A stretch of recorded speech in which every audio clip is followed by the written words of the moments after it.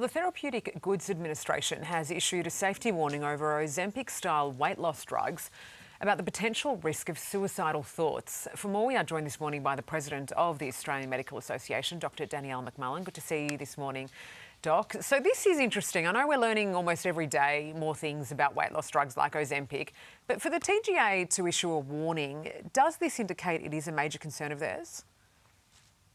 So this one it's not actually a new warning.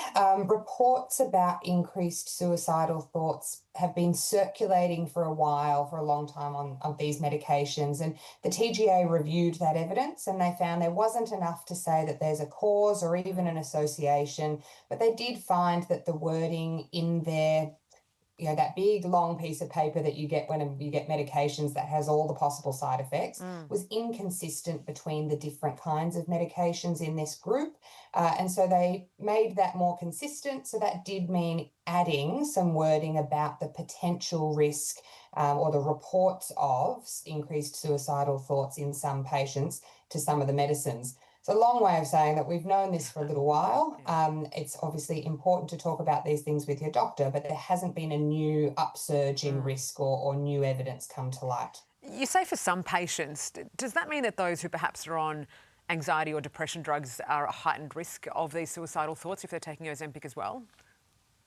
The evidence around this is actually really mixed and quite weak. There was some studies that showed that there might be an increased risk of suicidal thoughts in a small group of patients, and that was potentially included some people on other medications like antidepressants, but it really wasn't strong evidence. So I guess my message is, if you've got a history of depression or anxiety and you're thinking about starting these medications, have a talk about that with your doctor. Make sure you've got a regular GP who knows you and can monitor how you go on a new medication. And if you're already taking these medicines and you're fine, there's no need to worry.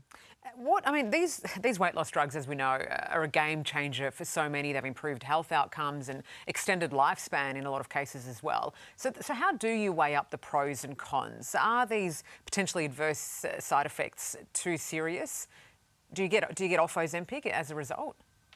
So it is, there's, like all medicines, there's pros and cons. And in fact, we saw another release from the World Health Organization today saying that these medications are really important for weight loss and should be made more available across the world.